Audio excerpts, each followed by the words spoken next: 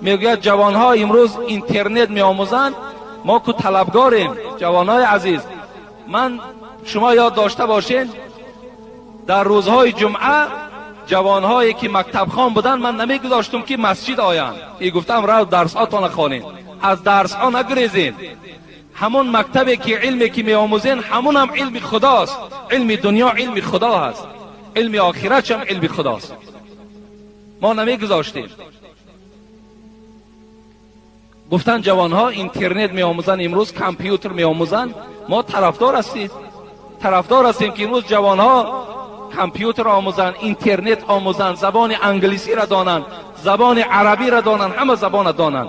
لیکن میگوید میدانین که در داخل اینترنت اینا چیکار میکنند؟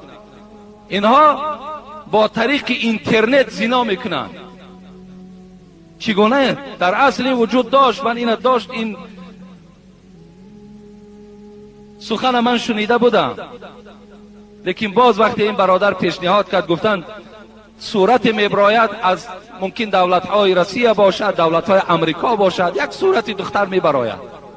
از این طرف این جوانی ما و شما، از اون طرف اون دختر با یکدیگر صحبت میکنند و در حالت صحبتشان سر میکنند. مثال وای از اونجا میگوید تو لباس بدر کن، کرتت بکش، وای هم کرتش بدر میکند.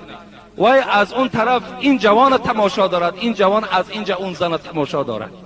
وای لباس میکشد، فلان شکش، فلان ش میکشد. با طریق همون اینترنت با یکدیگر زنا میکنند. آیا این گناه نیست؟ نخواد در اینترنت ما و شما وقتی داخل میشویم اینقدر علم های زیاد ماندگی، اینها را آموختن برای ما و شما ضرور است، نه با طریق اینترنت زنا کردن. رسول اکرم صلی الله علیه و سلم میگوید العینان تزنیان و زناهما النظر.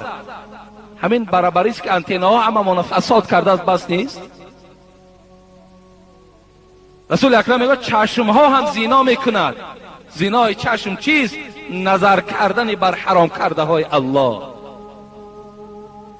این هم زنا میکند.